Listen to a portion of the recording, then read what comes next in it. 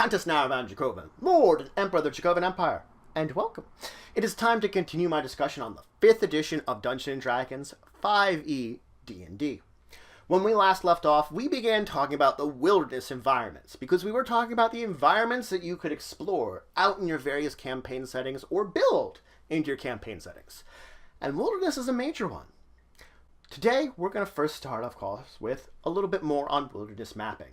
Well, in the span of a 50-mile region, there is going to be countless settlements, ruins, strongholds, or other kinds of places of interest scattered throughout it. You will find a great number of them. Certain things like monster layers, usually within this 50-mile area, you'll find about half a dozen of them spread out. This is important to note that this will only have one of these layers of some kind of monster be to an apex predator. And by apex predator or apex monster, I mean dragon or something similar, big, mean, powerful. You're really only going to find one. If your players ever decide to explore any of these layers, treat them like a dungeon. Granted, the size of said layer will be completely up to you, but you really should treat it at least like a small, or maybe even medium dungeon, depending on how in-depth you want to build this layer to be. Now, in places where civilizations once stood, or even where civilizations still remain, there can be found monuments. Monuments could be something dedicated to a god, or it could be dedicated to an important hero or figure within this civilization. There can be countless reasons to dedicate a monument to someone or something.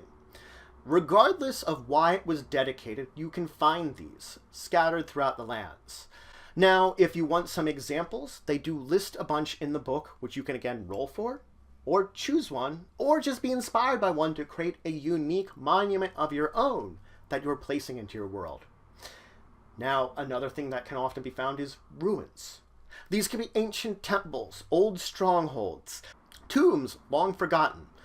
Many of these things can be scattered throughout the regions, but it is important to note that these shouldn't be the only ruins that exist.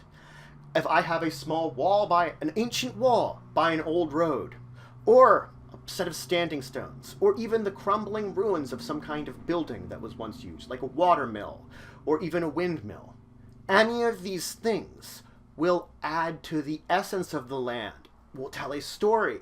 They're not great explorations because there's nothing left to these small things, but they add a detail. That wall says someone once built a wall there. Someone was once there. Those standing stones, someone once worshipped there. It adds to the feeling, to the history of your land, the essence of it. It's a little bit more. Let's talk settlements, because you will find settlements, especially if this is a civilized region. In a 50-mile across area in a civilized region, you're probably going to find at most one city. You might not find a city, but at most one. Usually a couple of different rural towns, and then like a smattering of villages or trading posts spread throughout the region.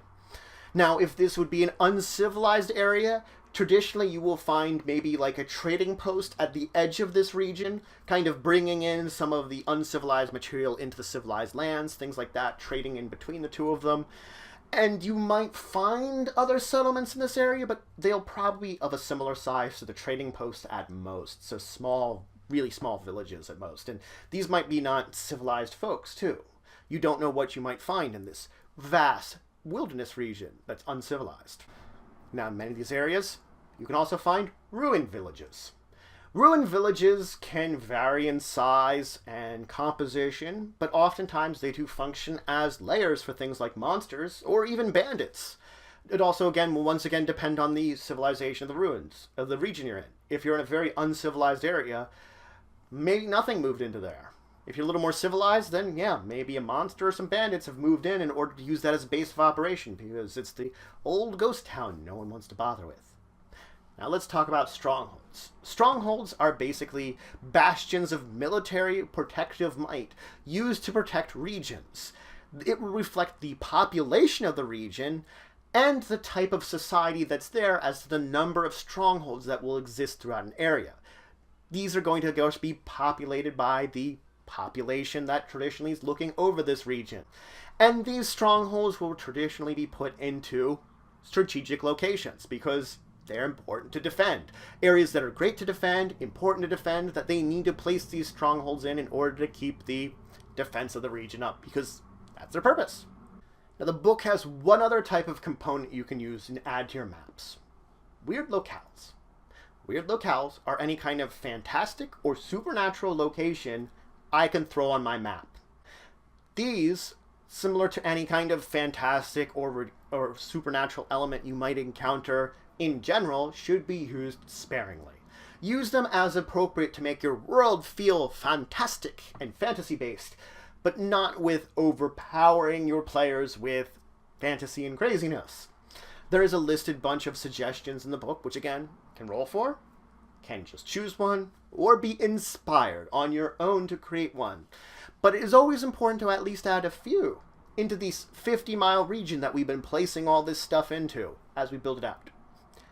Now, beyond monsters, beyond raiders, there are all kinds of deadly hazards, deadly things that players could encounter that would possibly kill them or injure them along the way. The first one we want to talk about, of course, weather. Now, weather, you can either choose what the weather is, or you could roll. The thing about rolling is it has to have a set of appropriateness to it, or even choosing, it has to be appropriate. What is appropriate to? It's appropriate to the season you're in, the time of year, and it's appropriate, of course, to the region you're in. If the terrain I'm in is a Arctic wasteland, then a sandstorm doesn't make any sense. On the other hand, if I'm in a tropical jungle, why would there be snow? You can see that appropriate weather to the time of year and the location you're in makes a big difference. Not to say there can't be freak weather in an area. Deserts don't really have rain. Rainstorms can occur, though. So if you have that sudden rainstorm, it's freak weather. Bad things happen because of it. But you could do that. Again, it's you're fitting it in as appropriate, with a little bit of cushion there with weather. But let's move on a little bit, though, because I do want to talk about some extreme cases of weather that do exist. Let's start, of course, with extreme cold. If it is below 0 degrees Fahrenheit, you are in extreme cold. If I be standing around out there, I'm in trouble. Every hour I'm exposed to this extreme cold, just as I am right now, I have to make a con save DC 10 or take a level of exhaustion. And the more levels of exhaustion you get, the closer you get to death. Yep. Now, granted, if I am immune to cold or resistant to cold, I automatically make my con save. I'm good against the cold. Or if I'm a creature adapted to the region that I'm surviving, and if this is just some kind of region that's really cold, and I'm adapted, I'm living there, I'm good to go too. Also, if I'm just me, I could put on something that would make it appropriate to this area. Cold weather gear. If I'm geared out with all the cold weather gear appropriate to where I'm going to, I'm also good to go. Don't need to make any checks. I can survive just fine. Now, on the opposite end of the spectrum is extreme heat. Anything of 100 degrees Fahrenheit or more. And this is if I'm exposed to this heat for a period of time and I do not have drinkable water that I can continually imbibe. If this is what the case I am, I have to start worrying. Every hour I am exposed, I must make a Constitution save DC 5. But for every hour after the first one, this DC increases by 1. So the second hour, it'd be 6, 7, so forth and so on. The longer I'm exposed, the harder it is to resist this. And when I fail, it's of course, just like before, a level of exhaustion. Now, unfortunately, I can affect this. If I'm wearing medium or heavy armor, or I'm in very heavy clothes, I have disadvantage to these saves.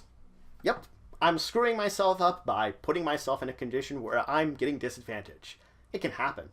Now, if you're a creature that's resistant or immune to fire, guess what? You're completely fine. You don't have to make these checks at all. Being very hot, push over.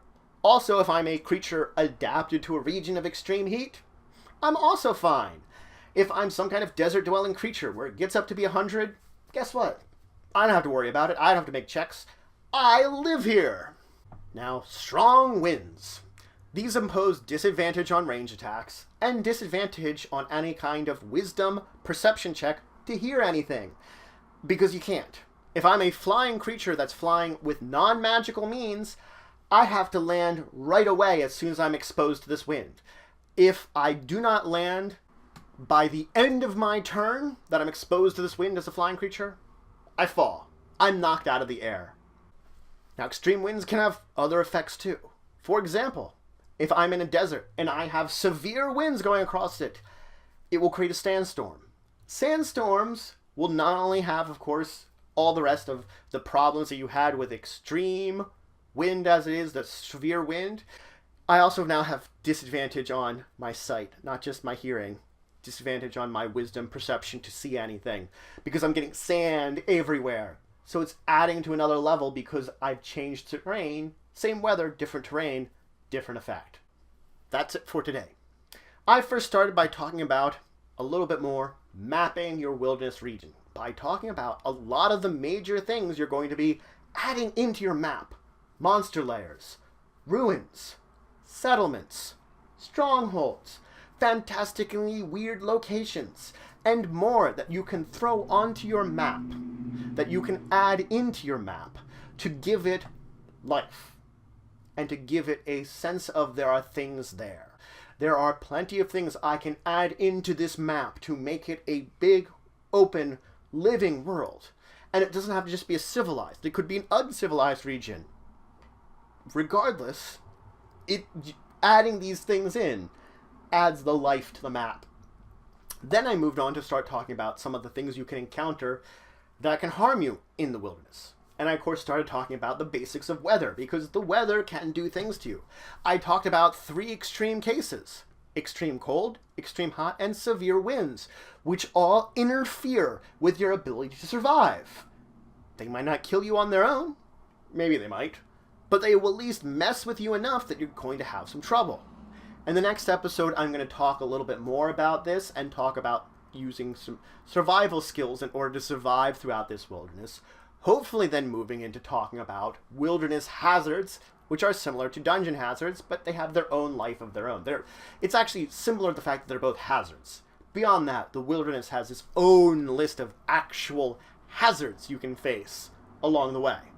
But if you have any questions, comments, anything you want to say, anything you think I left out, please leave in the comments below. Please like, share, and subscribe. It's just for the channel, the empire, the work I do.